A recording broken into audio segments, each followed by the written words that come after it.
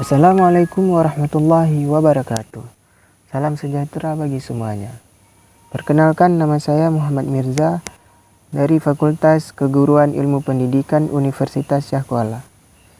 Pada kesempatan kali ini saya akan menyampaikan materi yang keempat, yaitu parameter analisis dan pemetaan risiko bencana. Pada materi ini saya akan menjelaskan tentang peta risiko atau risk map. Kita mulai dari pengertian bencana. Bencana adalah sesuatu yang tidak terpisahkan dari sistem yang ada di muka bumi, baik secara alamiah ataupun akibat ulah manusia. Mengapa Indonesia rentan terjadi bencana? Indonesia merupakan negara yang memiliki banyak sekali potensi bencana. Karena berdasarkan letaknya, Indonesia terletak di antara pertemuan tiga lempeng besar, yaitu lempeng Hindia Australia, lempeng Eurasia, dan lempeng Pasifik. Pertemuan tiga lempeng besar ini menjadikan negara Indonesia memiliki fenomena alam yang kompleks, mulai dari pegunungan, perbukitan, dan daratan. Kita lanjut ke tahap konsep peta resiko. Resiko bencana dapat dinilai tingkatannya berdasarkan besar kecilnya tingkat ancaman atau kerentanan pada suatu wilayah. Analisis resiko bencana dapat dilakukan dengan berbagai metode. Salah satunya adalah metode pemetaan berbasis sistem informasi geografis atau yang disingkat dengan SIG, yang menghasilkan beberapa peta berikut ini. Yang pertama, peta ancaman, kedua, peta kerentanan, ketiga, peta kapasitas, dan keempat, peta risiko bencana. Peta ancaman adalah gambaran atau representasi suatu wilayah atau lokasi yang menyatakan kondisi wilayah yang memiliki ancaman atau bahaya tertentu.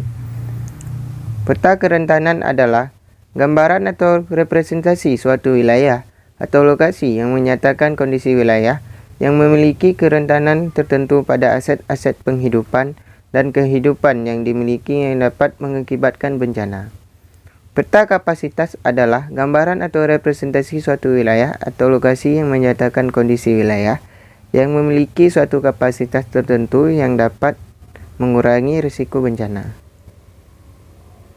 Peta risiko bencana adalah gambaran atau representasi suatu wilayah atau lokasi yang menyatakan kondisi wilayah yang memiliki tingkat risiko tertentu berdasarkan parameter-parameter kerentanan yang ada di suatu wilayah.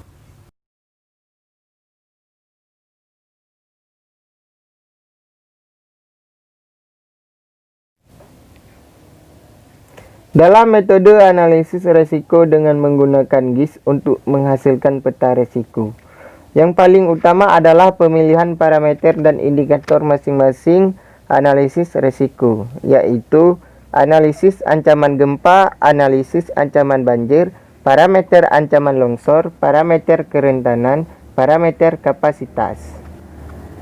Analisis ancaman gempa, misalnya kita menganalisa sejarah kejadian gempa, zonasi patahan, struktur geologi, jenis batuan, geomorfologi wilayah, dan lain-lain. Analisis ancaman bencana, misalnya kita menganalisa peta rawan banjir, jumlah rata-rata curah hujan, sejarah kejadian banjir, luasan wilayah yang terkena dampak, jumlah curah hujan, jenis batuan, jenis tanah, morfologi, kemiringan lereng, dan lain-lain. Parameter ancaman longsor, misalnya sejarah kejadian longsor, jenis batuan, kemiringan lereng, morfologi, jenis tanah, curah hujan, dan lain-lain. Parameter kerentanan, misalnya jumlah penduduk, populasi pemukiman, jumlah kakak miskin, jumlah kelompok rentan, jumlah rumah di kawasan rawan bencana, jumlah kakak di kawasan rawan bencana, dan lain-lain.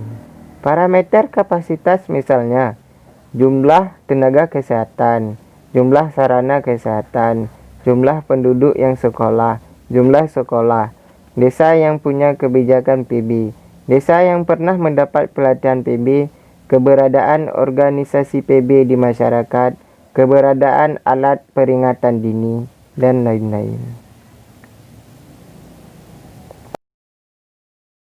Kita lanjut ke tahap sifat risk map atau Sifat peta risiko. Sebagai hasil dari pemetaan risiko memiliki sifat-sifat sebagai berikut. Yang pertama adalah dinamis. Analisa risiko adalah analisa yang dapat berubah sewaktu-waktu, tergantung upaya yang dilakukan untuk pemetaan risiko bencana. Yang kedua adalah partisipatif. Analisa mengenai risiko tidak berhenti sampai dihasilkannya peta risiko dan laporan, tetapi lebih pada proses partisipatif dan berkelanjutan. Yang ketiga adalah akuntabel. Hasil peta risiko dapat dipertanggungjawabkan.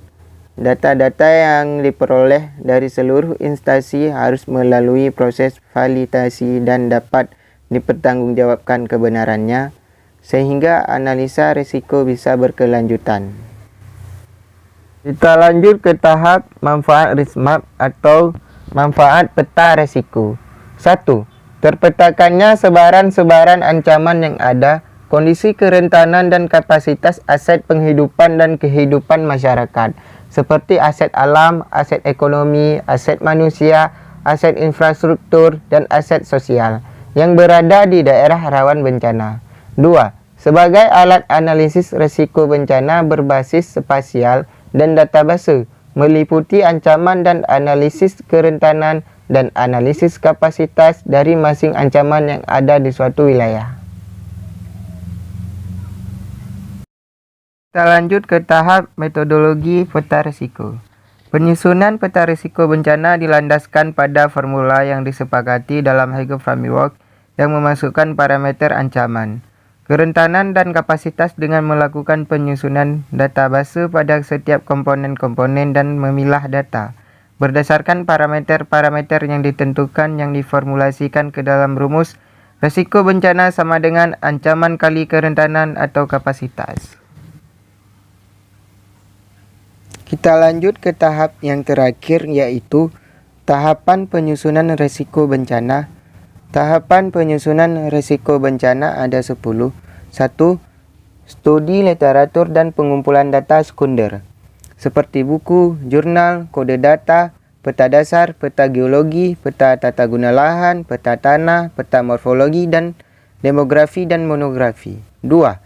Analisis risiko bencana berdasarkan ancaman yang ada sebagai dasar awal untuk melangkah dalam melakukan analisis risiko berbasis peta atau GIS. 3. Penentuan parameter berdasarkan data-data primer dan sekunder seperti parameter ancaman, parameter kerentanan, dan parameter kapasitas dilakukan secara partisipatif dalam suatu FGD.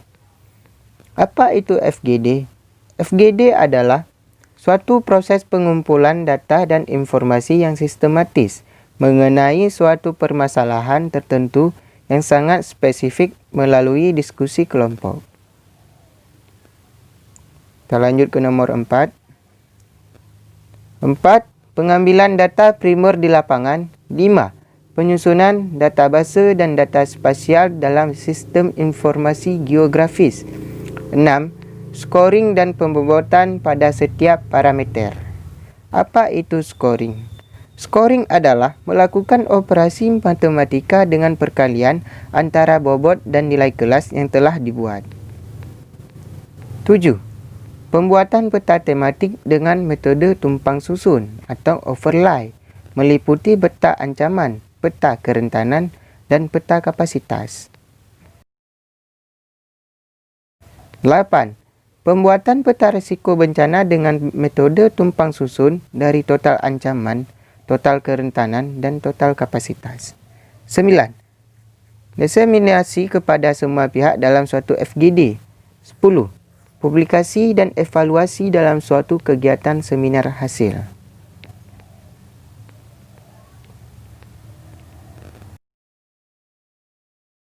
Berikut adalah literatur yang saya gunakan pada materi parameter analisis dan pemetaan risiko bencana. Sekian, terima kasih. Semoga bermanfaat bagi kalian semua. Assalamualaikum warahmatullahi wabarakatuh.